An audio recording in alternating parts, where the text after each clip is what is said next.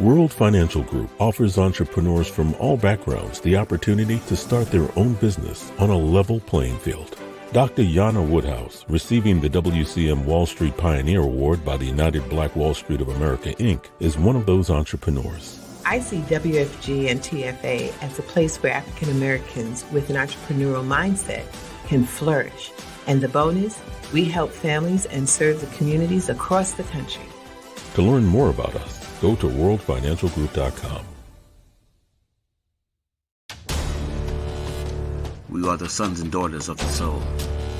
We are resilient and forever forward-thinking. We ask for nothing else than the opportunity to live and to create the lives that we were meant to live. We want nothing but an equal chance at options and possibilities.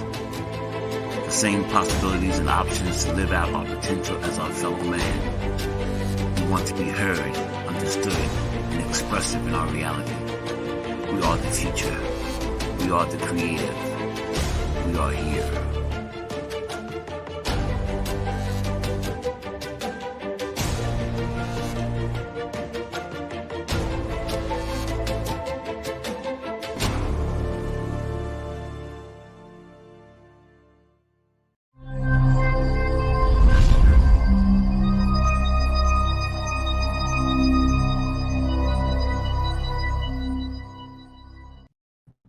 Hello, and welcome once again to another fantastic Tuesday where we are doing it again. Your dressed down CEO Tyrone Glover of Leverage Credit Recovery wants to welcome you to another Tuesday where we do what we do best, which is helping you get back on track. If you have had, for whatever the reasons may be, if you have had some steering to the left, steering to the right, and you quite haven't figured it out, well, we're here to help you navigate through the rest of 2024, getting ready to help you into 2025, and going to do and continue to do what we, as I said, what we do best is getting you back on track. We know that COVID and in previous years may have deterred you, may have kept you from, but now more than ever, now that we're getting ready to get a new president, we're getting a new president, no question. Now that we're reaching 2025, where that's the new generation, the alpha generation, we've already entered into the new academic season. We have all these new news, but yet we still keep operating in some form of a disillusional understanding that things are going to happen on their own. They are not going to happen on their own. How money works is what you need to be focusing on. That's my good dear friend, Dr. Yana B, and she always makes sure that I know, and her clients and her guests and her friends, and I'm now incorporating it into my daily speech. You need to know how that money works. Stop getting played like a sucker.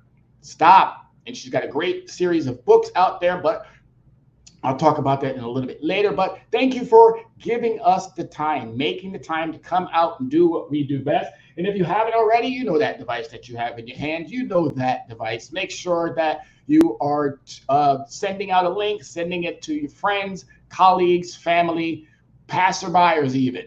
Let them know that that guy is back online doing what he does best. And so with that being said, let's dive into the subject matter. What we're going to be talking about today is we're going to be talking about America. Let's talk serious now. Let's have a real conversation about why America must take financial literacy serious.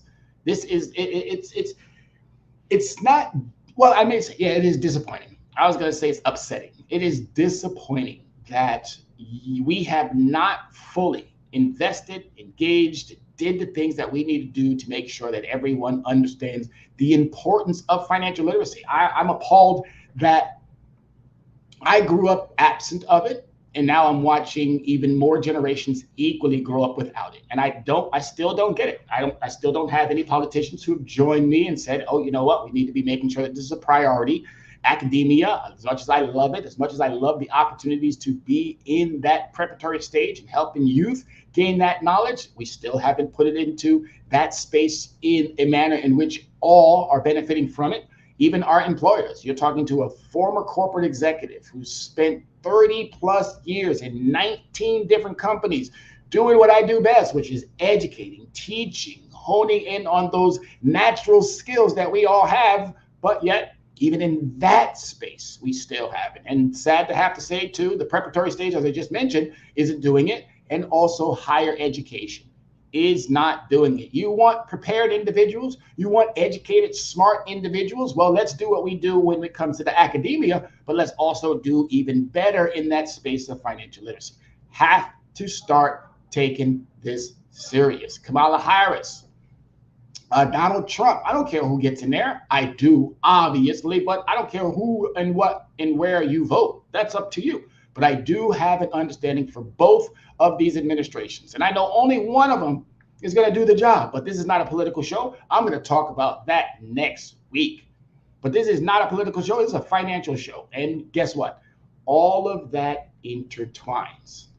All of it intertwines, and we have to do a better job. So as always, thank you, thank you, thank you. I want to thank Soul City for giving me the opportunity. You can watch our program on a variety of networks that Soul City already has as partners. And we want to make sure that you either tune in now or you tune in later on a later opportunity that might present itself. But as I said, let's jump into the category. And what we're going to be talking about today is America must take financial literacy serious.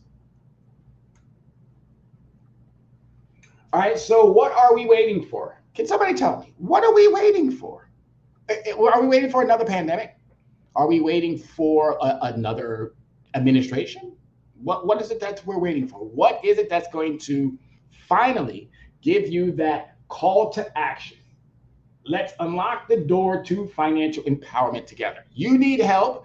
I'm an expert in that credit space. I'm getting more familiar with other places, but as I said before, my expertise is the credit space. I love it. I love it. I love it. I love it. I spent an abundance of time researching over the last 10 years, putting all that energy, that knowledge into making sure that we understand who do we go to if there is a problem. That's the CFPB. That's the Attorney General. That's the FTC. We have a variety of different agencies out there that we can turn to if there are some issues that you might be having. But first and foremost, you have to own up yourself. So as I said before in previous shows, you own 10% of your failures. Yes, I'm going to put it out there. Yeah, the people are like, oh, wow, how do you own 10% if you took a credit card or you got a loan or you bought a house, blase, blase.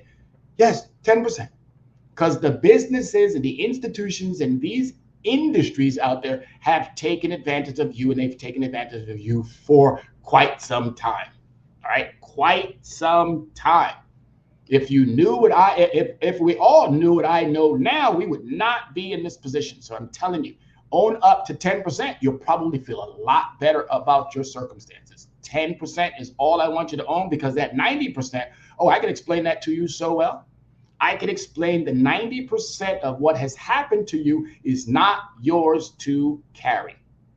All right. And then once you start realizing that, you'll probably feel a lot better about addressing it and going out and seeking some assistance.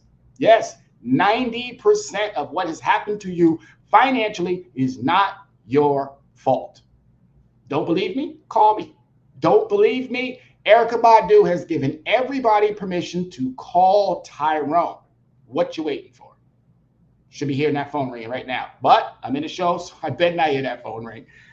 But anyway, yes, let's unlock the door to financial empowerment together. All right, so here's some things that we're going to be looking at today. Learning outcomes. What you will learn today, the power of financial literacy and why it's essential. How setting financial goals can transform your future. Mastering money management for stability and growth.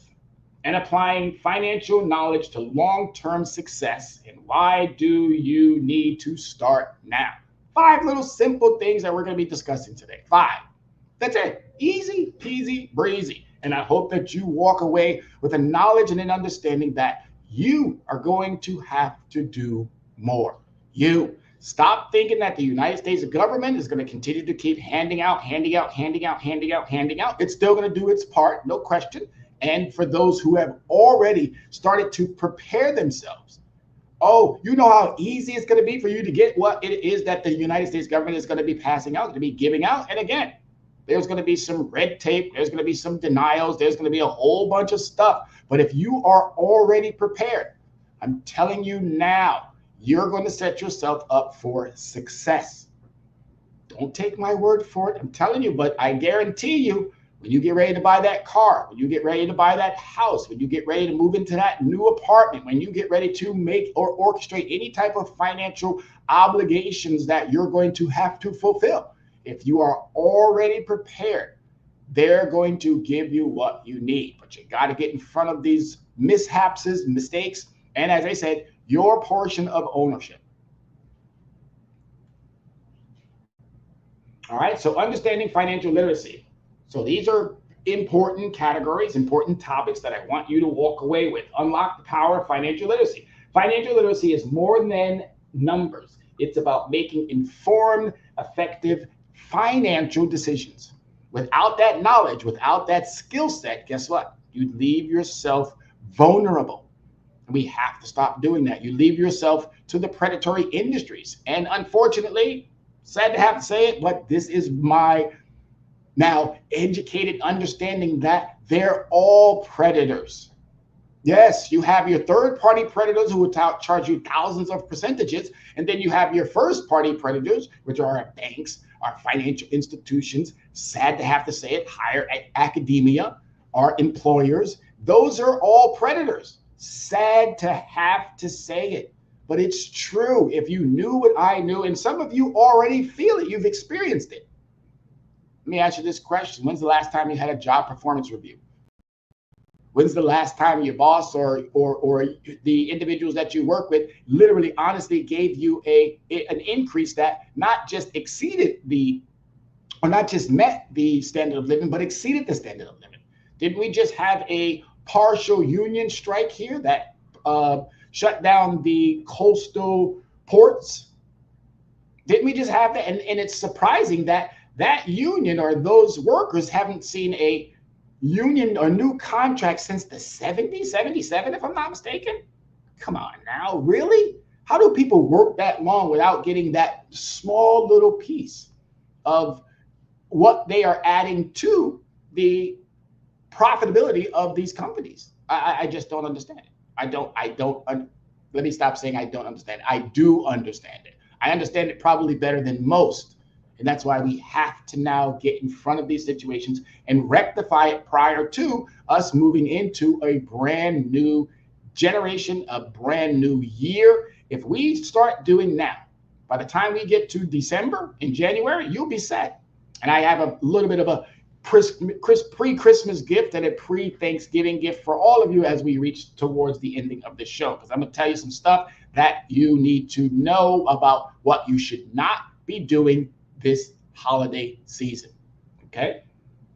It involves managing budgets, saving, investing, and managing debt. If you have a problem doing that, what do you need from me? How do I help you help yourself with those 3 items? 4, budgeting, allocating your resources to different credit building processes.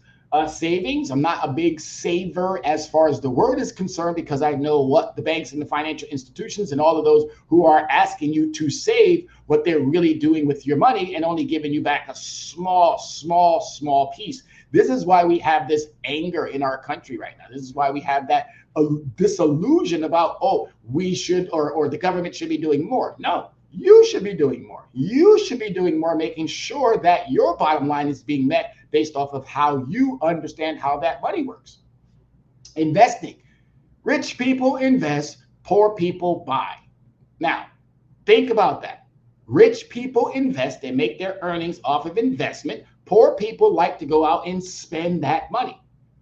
Poor, middle class. I'm going to throw a category in there now that I find the most disturbing, which is full-time working homeless.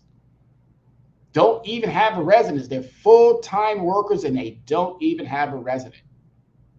I'm going to throw another category out there, those who make $4 or $5 million.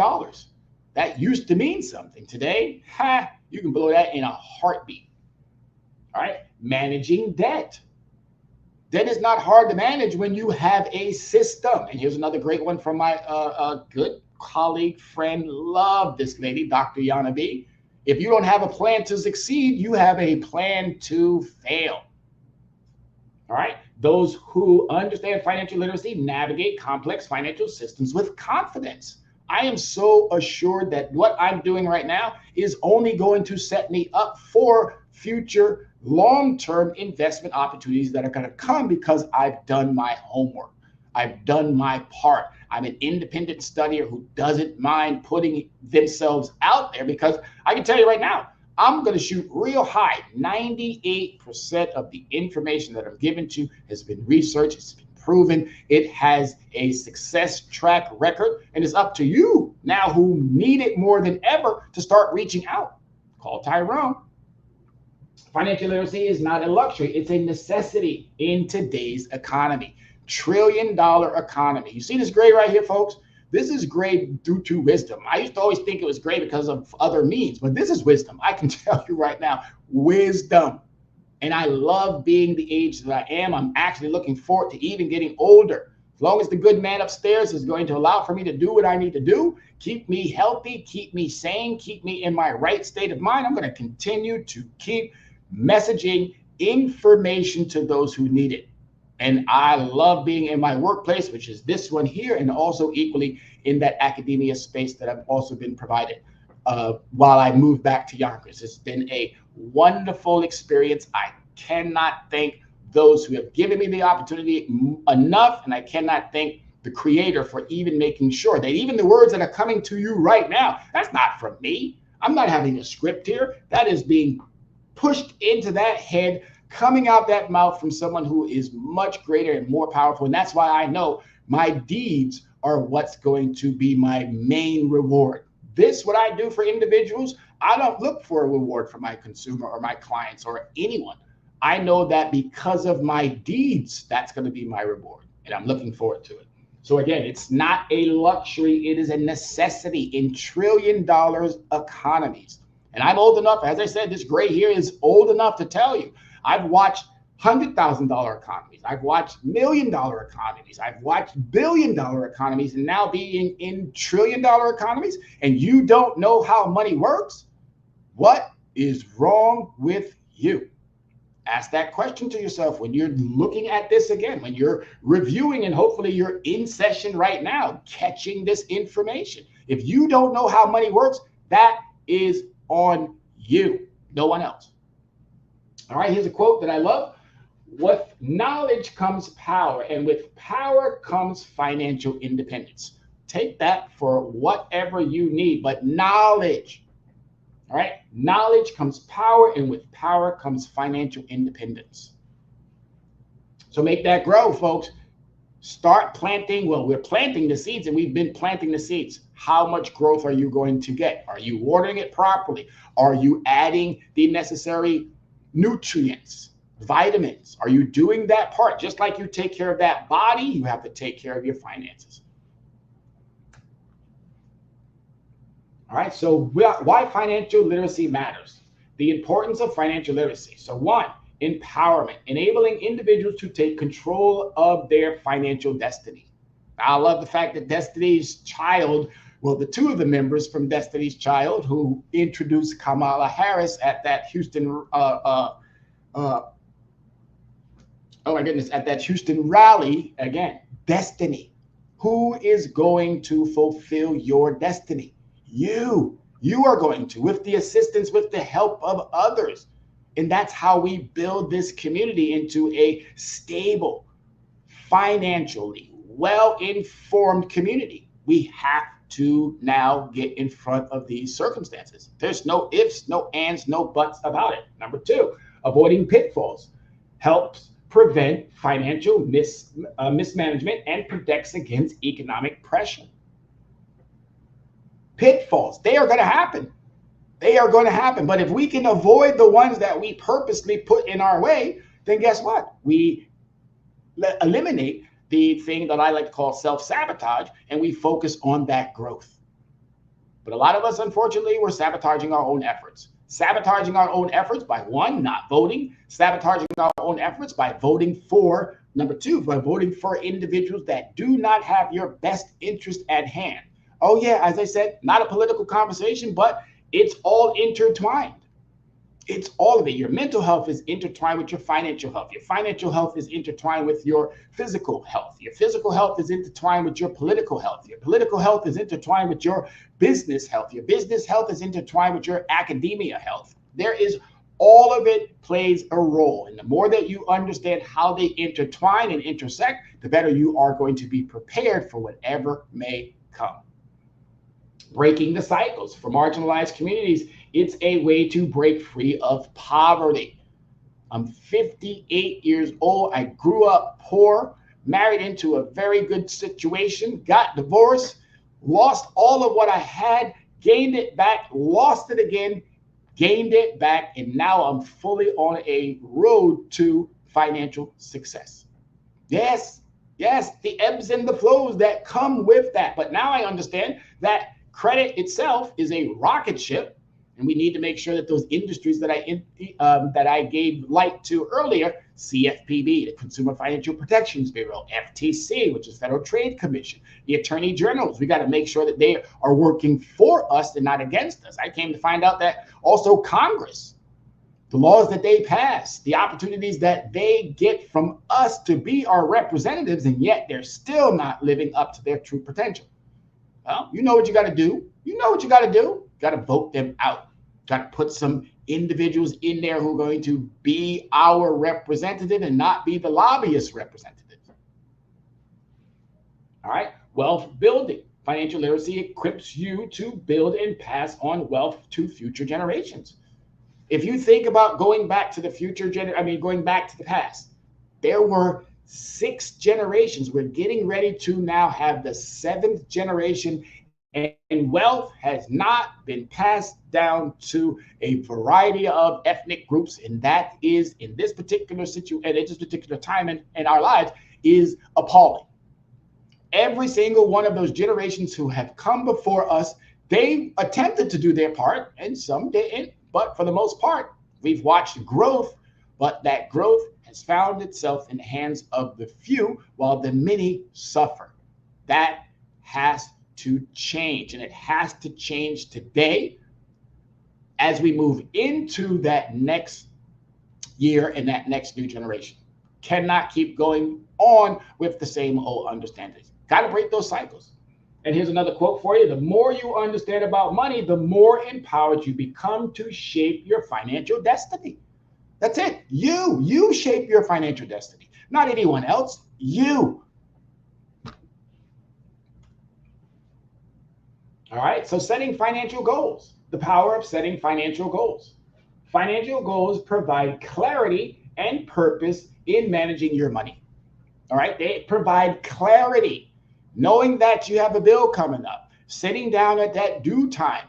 And here's another tidbit of information, that a gold nugget, I like to call them, that you can have and start implementing. If you are someone who deals with credit, allocate your credit cards to certain understandings.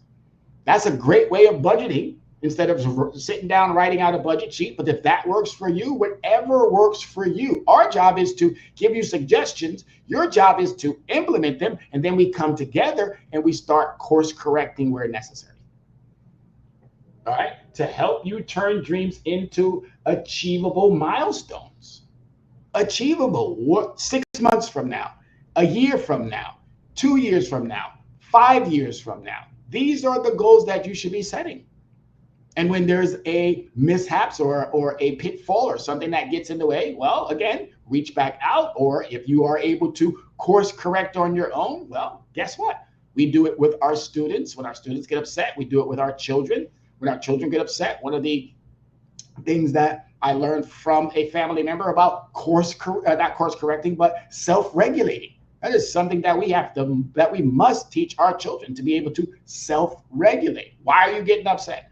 What's the issue that gets you so upset? Well, bring it back down. Think about what it is. Self-regulate. If you can self-regulate, you're going to be able to navigate through a lot of challenges that are still going to come your way just by learning how to self-regulate. All right. There are going to be these opportunities, or there are going to be these milestones that you might not achieve at first. But if you self-regulate, if you think about it from a conscientious adult standpoint, I guarantee you'll reach those milestones. They are achievable. Your job is to realize what you're doing to sabotage it. And then our job is to come together to help you navigate through whatever the complexities or even some of the simplicities that might be out there that could be hindering you from that financial success. Goals foster financial independence, resilience, and long-term success. Goals. You need to set goals. You need to write them down. You need to follow them on a daily basis if that's necessary. And you also need to make sure that on a weekly, once a week, you need to be paying all your bills in 1 week, not through the course of the month. Because what we know about the credit situation, doing your bills from the 1st, the 2nd, the 3rd, the 8th, whatever that time frame is, doesn't necessarily work effectively. Because, well, again, like I said, what we know is preventing you from getting the success that you should be getting in that credit space and also in that financial space. So again, goals foster independence, resilience, and long-term success. For marginalized communities, financial goals can break cycles of instability and create paths for empowerment or to empowerment.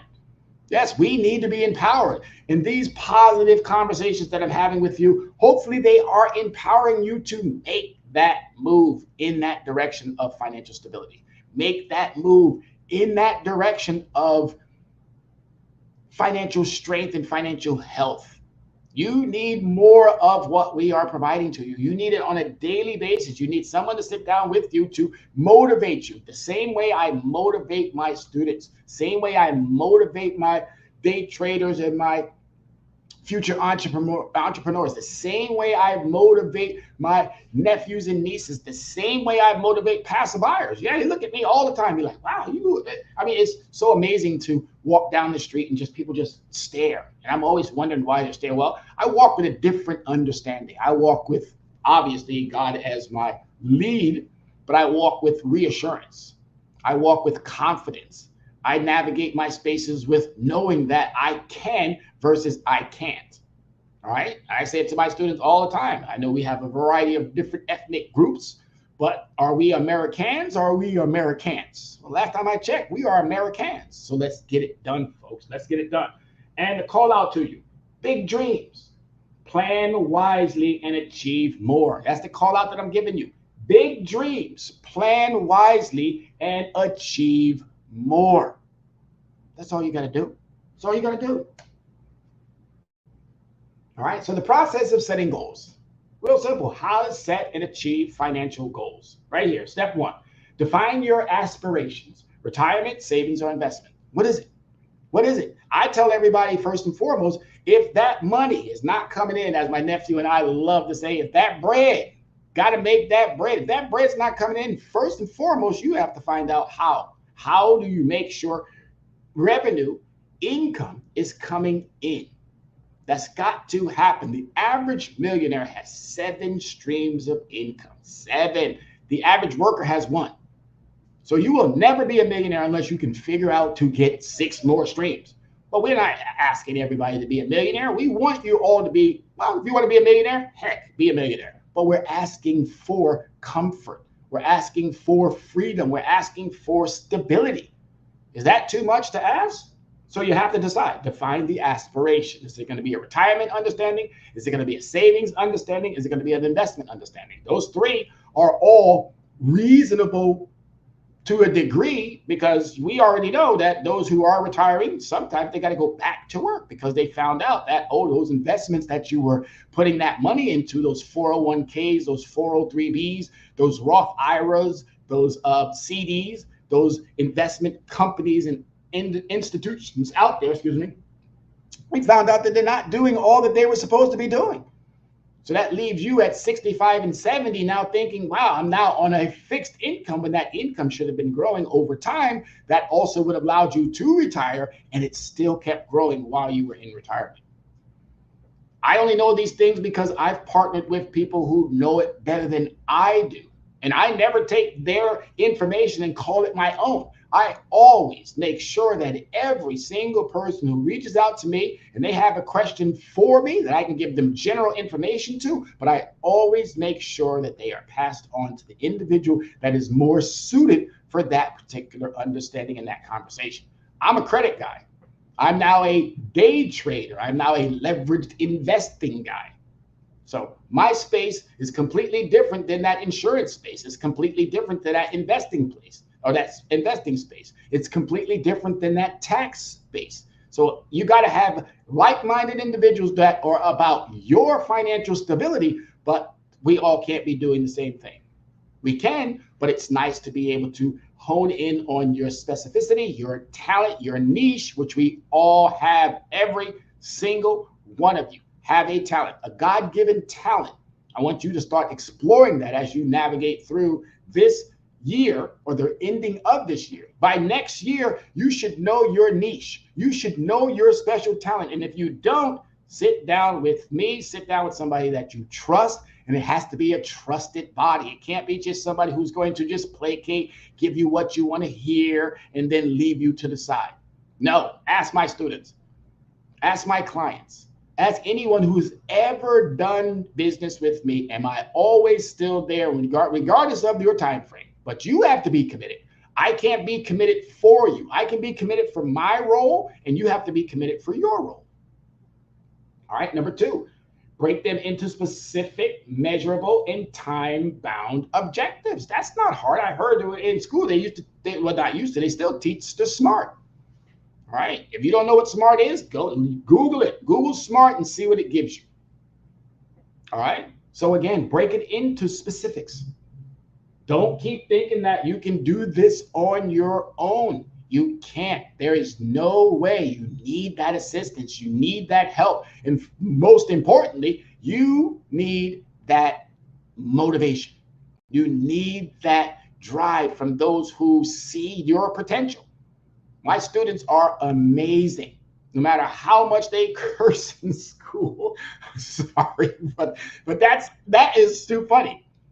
No matter how much they use all that horrible language, and I tell them, don't use that in my class. And they all know, they all respect the glove. They all know.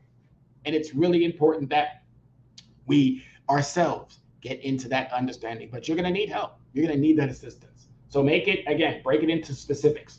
Align your income, spending, and investments with your broader vision. Don't go out there when you get paid and spend 75%. Oh, I'll make it up during my next paycheck. No, that's crazy. If you want to reward yourself, reward yourself. Take yourself to dinner. Buy yourself a pair of sneakers. Buy yourself a hat. Buy yourself a cardigan. Reward yourself is a must. But overindulging in the reward is sabotage. Okay? You can always get back, but reward yourself, whether it's 5, 10%, whatever that income is, then throughout the month, take 1 week, pay those obligations, whatever's left over. If it can hold you till that next pay period, great. If not, then take some of that, put it into some of those investing opportunities that are out there, those plentiful investment opportunities.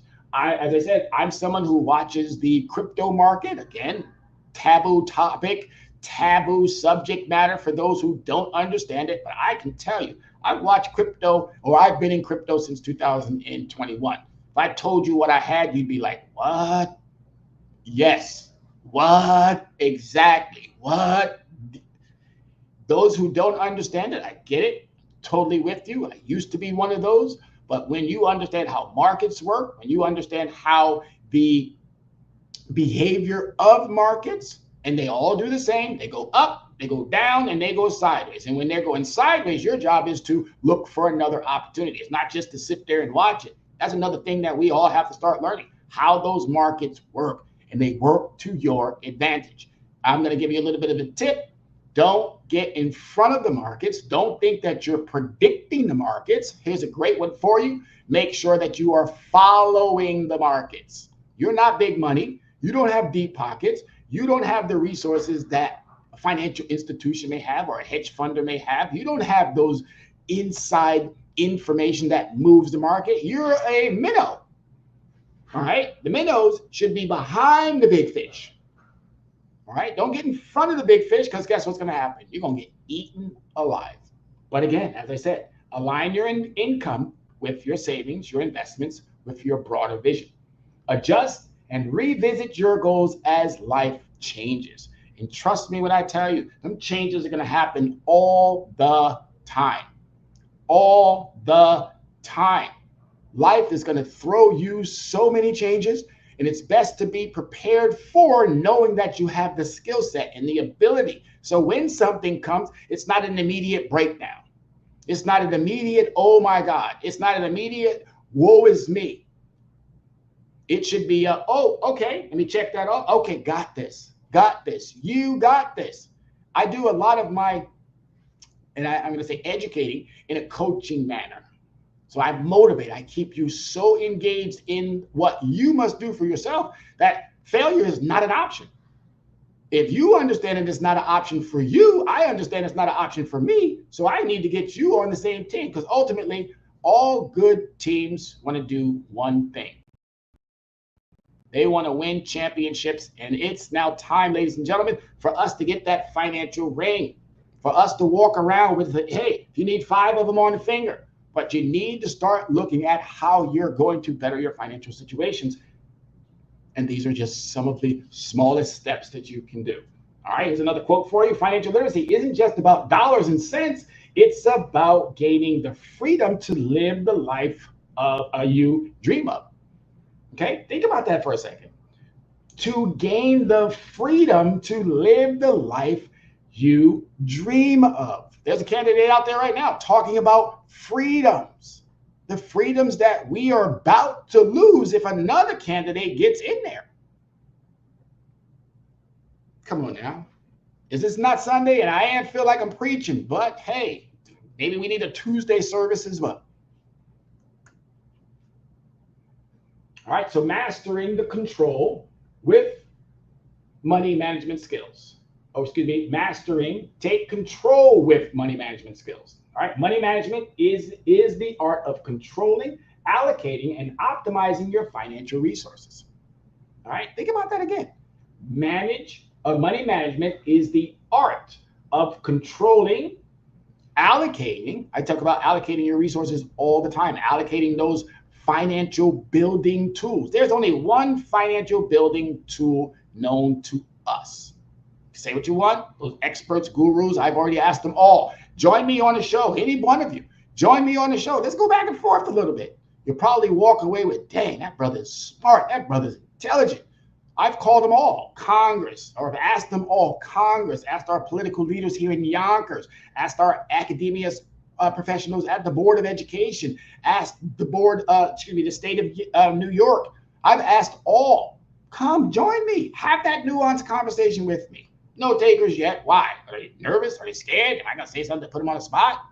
No. The more we engage, the more we talk about like subjects that are going to help the public, well, we build those communities that we want versus getting the communities that we have. All right. It requires creating and sticking to a budget, tracking expenses, and making strategic decisions. That's been popping up a lot. Strategy, having a plan, strategizing, putting things in play. And then when it doesn't work, or if it might fall to the wayside, don't give it up. But what do I need to do? How do I course correct? I talk about that in my investing classes all the time, or my coaching sessions all the time, about what you should do if the trade didn't go your way. You should stop, you should pause, and you should jump back in. You should stop, you should pause, and you should then jump back in. Give it a day. But always, when there is a mistake or when there is an error, don't just dive right back into that pool. Take a moment. Think about it. Look, what did I do? And that's always going to be your first challenge. What did I do? Not what did somebody else do, pointing the fingers. Those of you who get an opportunity, check out my Substack. I wrote a brand new article about it was referencing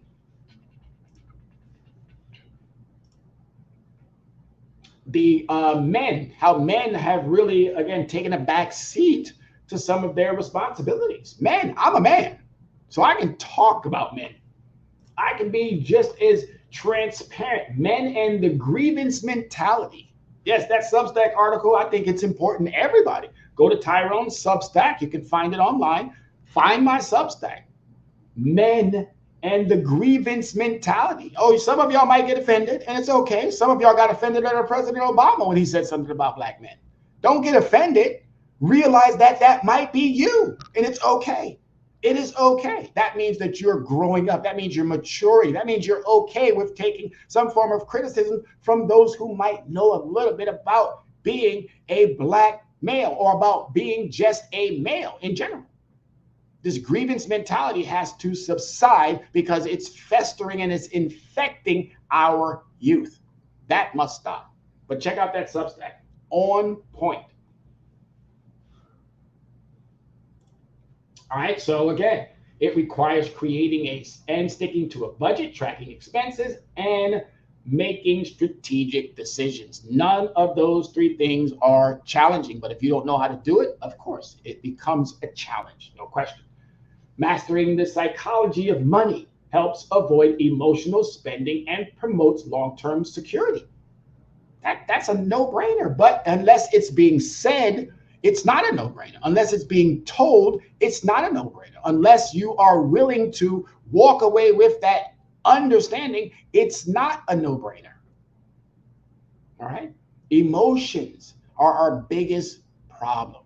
We are far too emotional about almost everything. We have to be able to separate those emotions from what we need to be doing. Once you do, I'm telling you, you will find yourself in a much better state, in a much better mindset, in a much better condition when you start removing, because a lot of what we're doing is emotional. And we need to be able to separate that from our decision making. I've been saying it over and over and over. Our children, we have blessed them so well.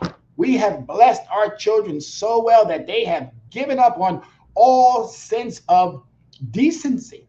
Why do I know that? Because I see it. I see it in school. I see the back and forth that children do with their parents. I see the back and forth that children do with the administration. I see the back and forth that some individuals equally do at school, at churches, at public events. We can't even walk up and down the street without seeing 15, 20 arguments or loud discussions going on. And I'm just like, wow, shocked. But you want to know why and how? Because we've taken away that responsibility. We've taken away what we should be doing. We should be raising decent individuals. We should be raising compassionate individuals. We should be raising individuals who understand that life is going to throw you a curveball. And just because you miss that curveball, you don't go throw the bat into the stand. No, I like using sports references because there's a lot of people out there. Plus, we got the Yankees and the Dodgers. Go Yankees. Come on now. What y'all doing out there? You're down 2-1. I hope y'all had an opportunity of pulling up. If you didn't, oh well, it looked like the Dodgers may walk away with another World Series. All right, so again, mastering psychology of money. And then this tip for you, the power of compounding small, consistent steps leads to big financial gains. If you don't know about compound interest, you are paying compound interest. All right, those who understand it, make it, and those who do not falter. You got to understand what that compound interest means. Small, consistent steps. Small, consistent. Watch that money grow. Watch that money grow. Watch that knowledge grow. I showed my kids today, now that we're getting closer and closer to grading season, I showed my kids that, hey, look what your teacher did. Now, I should be grading every single day, but, life comes up and I got a bunch of other responsibilities, so I have to put things off sometimes. But guess what happens with that compounding of 1 day to 5 days? Now, I got a whole bunch of grading to do, but guess what? When you love your job, it is never work. And guess what? By the 15th or the 14th, when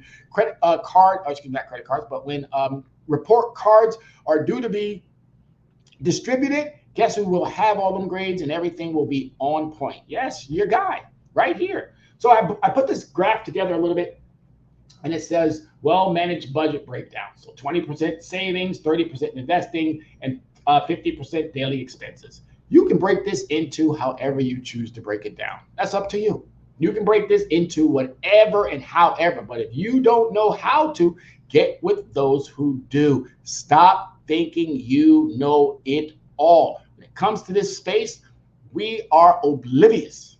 And it's now time that we get away from the fog, get away from the misinformation, start finding those trusted bodies who know how to help us navigate this space when it comes to our money, when it comes to our finances. All right. I've given you one beautiful, amazing, and you need to tune into her show. That is Access Wealth Nation at this very same time on Thursdays. Access Wealth Nation, Dr. Yana B. And I'm going to make sure the next time I mention her name, I'm going to make sure that the books are here. She is, again, brilliant, talented, smart, savvy, wise. Why you folks are not reaching out is beyond me.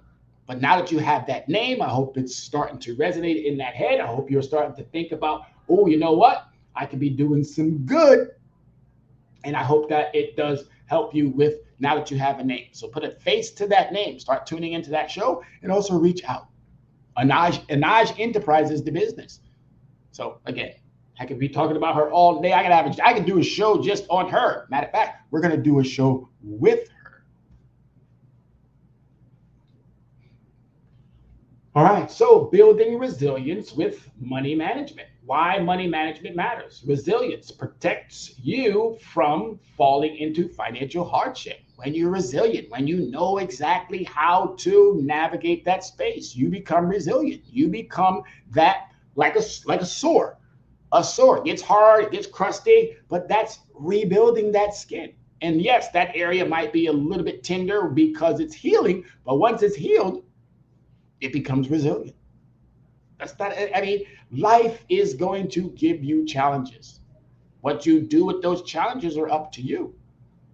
All right. Flexibility allows you to adjust to life's curveballs without derailing your financial future.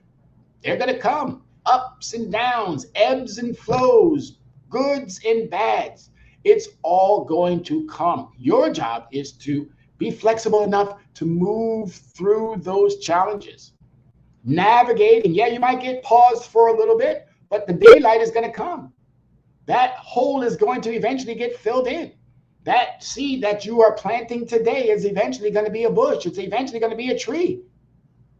You have to be flexible enough to understand that these things will take time, but you have a lot of it. Stop trying to find that time and start making that time. All right. Empowerment gives you control over your economic destiny, allowing you to thrive, not just survive. Too many of us in this country, we're just existing. We're not even living. And I can tell you enough about minimum wage. I can tell you enough about income inequality. I can tell you enough about wage stagnation. I can go all the way back and have a nuanced conversation about how the minimum wage got started and how the federal minimum wage today is only $7.25. That is appalling. That the federal government says you're not even worth 15 or 20 or 30. But yet we give all this abundance of wealth to the rich. And I can show you, I can show you articles. I can show you pictures of how the so-called trickle-down economics, giving all this wealth to the rich. And then they were miraculously going to then let it overflow and come down to those who are going to need it most. No, you know what they did? As that one coffer got filled and it started that little bit of an overflow, they took that next coffer and put it right underneath it. They started capturing even more.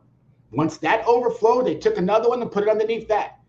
Now you know how Elon Musk got to be the richest person in the world. Now you know why the Jeff Bezos is now doing what he's doing when it comes to the Washington Post supporting or endorsing some kind of candidate. This is the first time they've not done it. But as I said, not a political show, but I'm going to be throwing some of those in there every now and then. All right, so empowerment. This is you. You living or you existing? Which one? Living or you existing? So applying financial knowledge. Knowledge is action. The keys to financial success. Financial knowledge is only powerful when applied. Okay? You want to leave a sore Unbandaged, well, it's not going to heal in the manner in which it should. You don't want to take the medications that your doctor provides to you, well, you won't get better. If you don't do the things that you're supposed to be doing, well, don't expect the change that you won't get. It's just that simple. Again, financial knowledge is only powerful when applied. It enables you to make data-driven decisions, recognize opportunities, and avoid costly mistakes. Everything I'm giving you here today, folks, is powerful. It's the power that you need to be able to move in the direction in which is going to help your bottom line and strengthen that destiny, that financial future.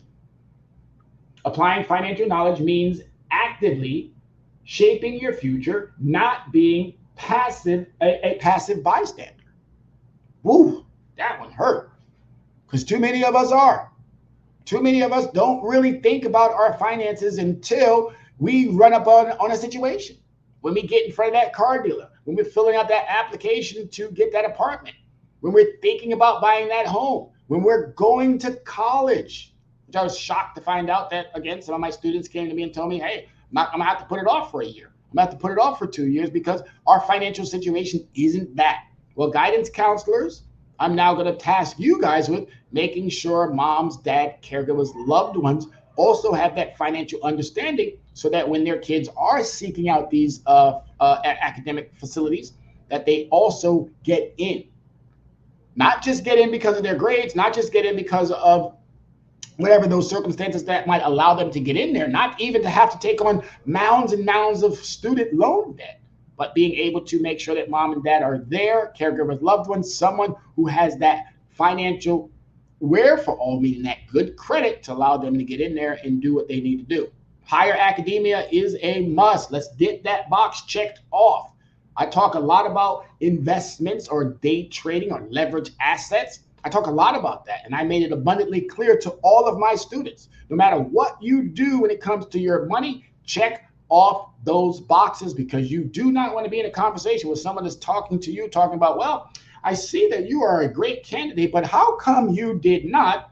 Versus, wow, I see you are a great candidate. Yes, I see you've done this, and I see you accomplished this, and that. That's the conversation you want to be having. You don't want to be having that conversation because you chose not to check off certain boxes. Get that academia out of the way. It's just another one of those boxes. Yes, I know we're moving towards more of you don't need to have a degree. And I understand it. I completely get it. But I'm telling you now, check that box off. Check that box off. All right. And here's another tip for you.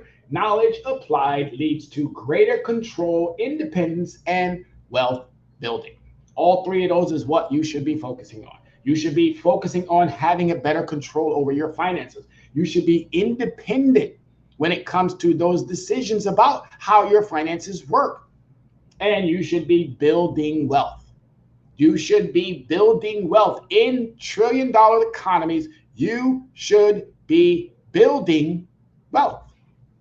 All right, ladies and gentlemen, we're about 8 minutes out, and I know these shows go so fast. We're on Facebook, we're on YouTube, we're here on StreamYard. If you have a question, you have anything that you would like me to answer at this particular moment, do so while I continue up. And this is probably going to end up being a two-day,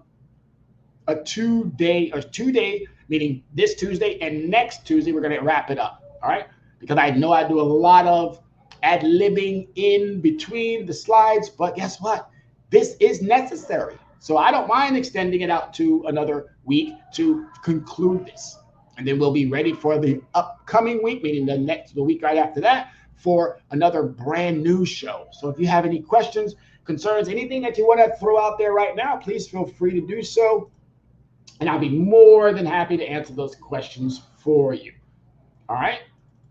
So as they say, we're almost wrapping this particular session up, but we will conclude this in our next session. So, turning theory into action. How to apply financial knowledge. It's not that challenging. It's actually pretty easy. Step one, using budgeting techniques to manage cash flow. Budget yourself. If you don't know how to budget yourself, if you are an overspender, I used to be that person.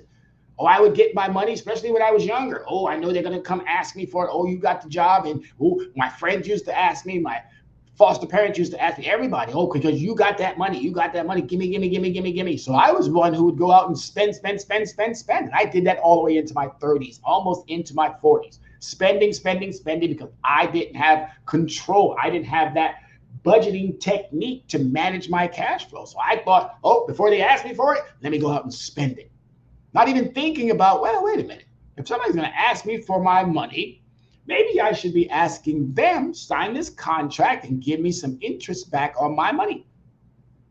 Oh, that would make me a businessman earlier in my life. And I was always into business. I remember one year when I was a youngster, I did a carnival outside my own house. Left of the house, there was this little field, put up a whole carnival out of scraps, materials, things of that nature. I knew I always had this entrepreneurial spirit, this business mindset. Even though I was an introvert, someone who sat quietly in the back, never really said much, but I was always observing, always watching, always paying attention.